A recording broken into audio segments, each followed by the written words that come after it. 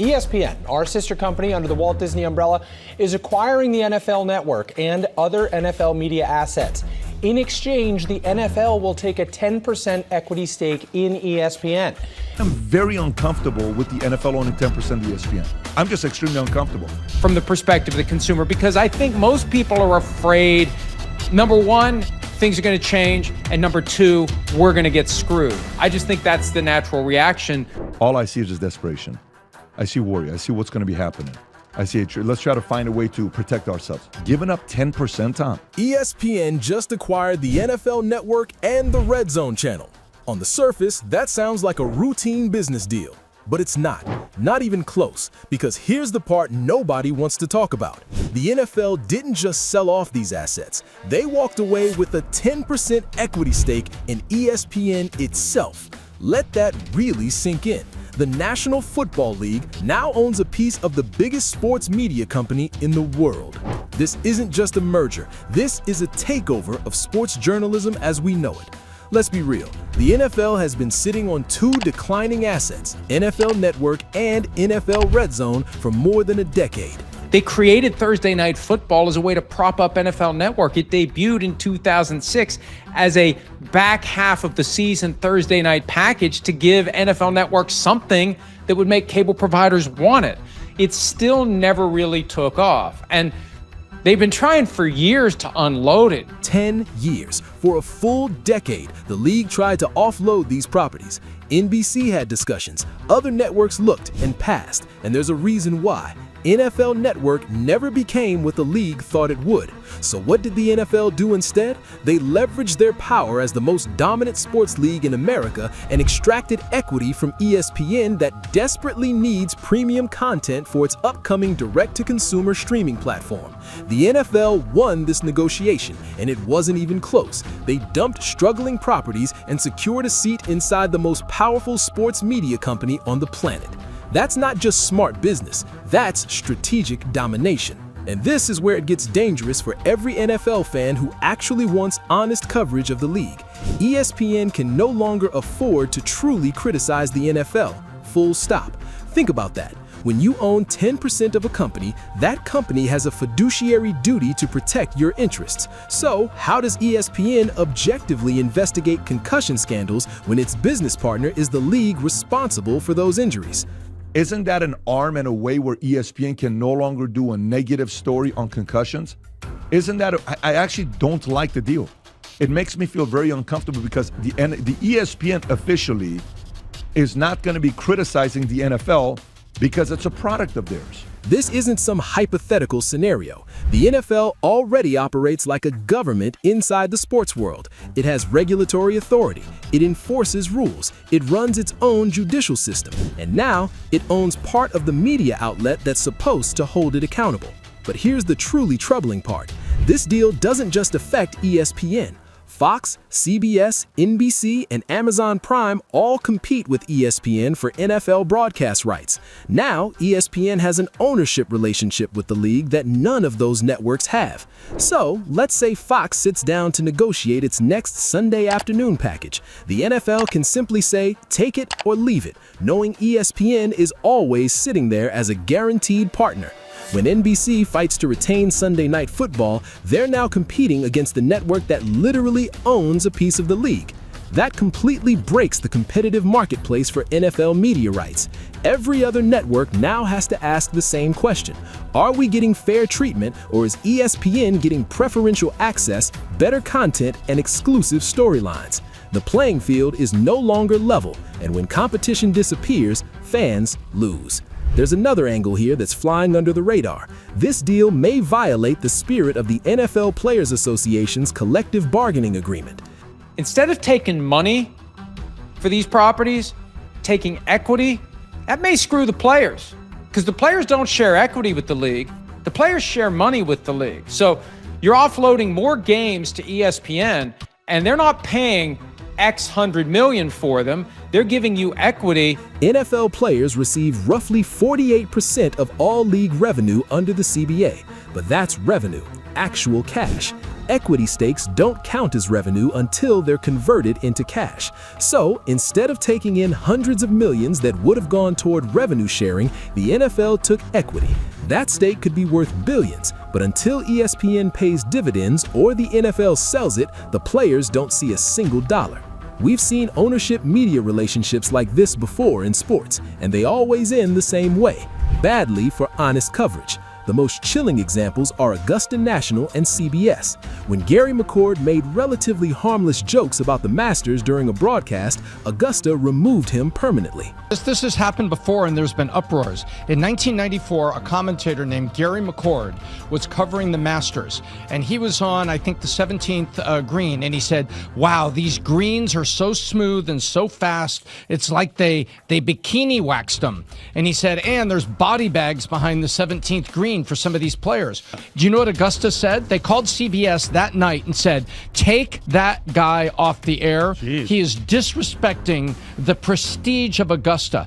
That was just a broadcast contract. Augusta didn't own CBS.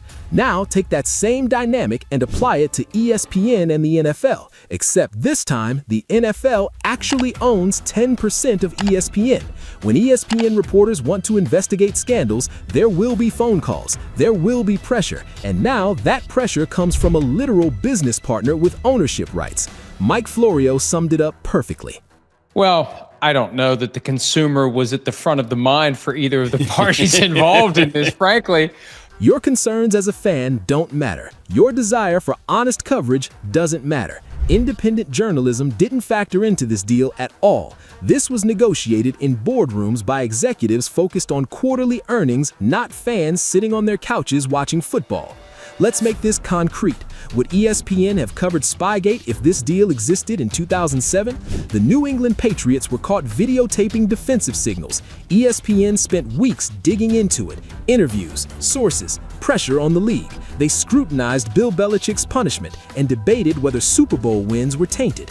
Deflategate went even further. Chris Mortensen broke the story. ESPN ran countless segments debating Tom Brady's involvement and questioning Roger Goodell's handling of the situation. That level of coverage happened because ESPN felt free to pursue uncomfortable stories without fear of corporate consequences.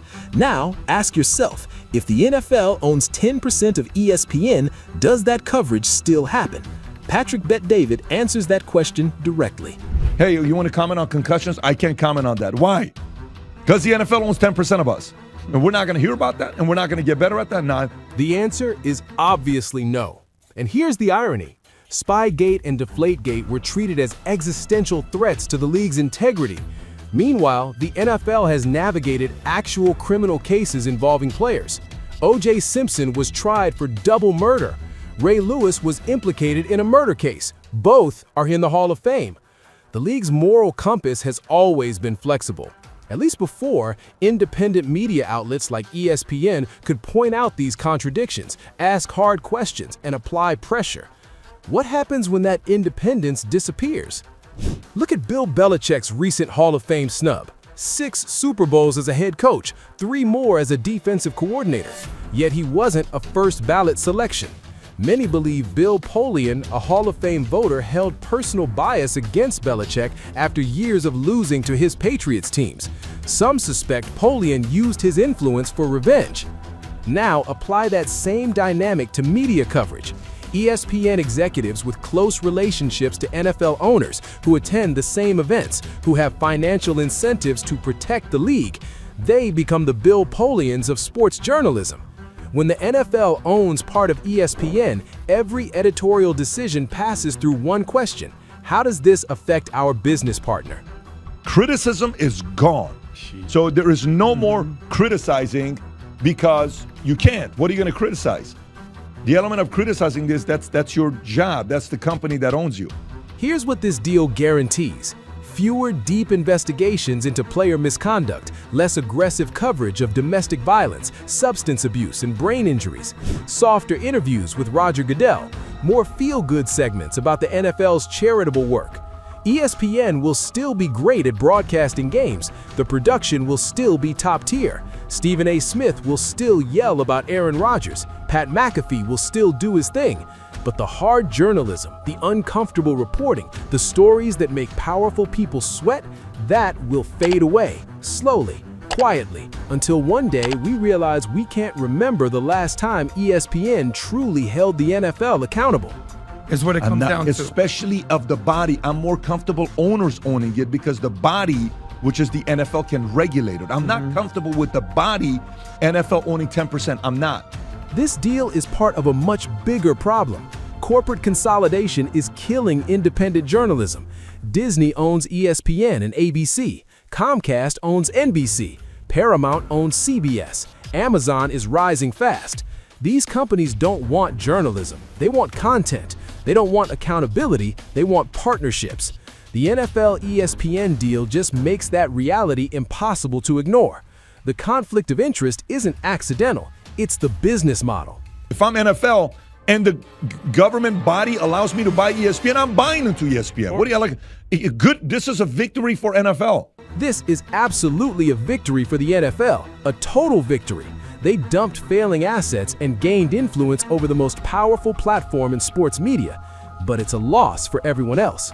We can't stop it. The deal is happening. ESPN will own NFL Network next season. The NFL will own 10% of ESPN. What we can do is stay alert. When ESPN avoids a major scandal, call it out. When interviews turn into softballs, demand better. Support independent outlets that aren't owned by the leagues they cover. And I think it's important for them to keep things normal from the perspective of the consumer, because I think most people are afraid, number one, things are going to change, and number two, we're going to get screwed. Make no mistake, things are going to change, and fans are going to feel it. The NFL isn't just America's most popular sport anymore. With this deal, it's becoming America's most untouchable institution, controlling not just the game, but the media meant to scrutinize it. When the organization you're supposed to hold accountable literally owns part of your company, journalism doesn't just get harder, it becomes impossible. Welcome to the future of NFL media coverage, slicker, more profitable, and far less honest than what we had before.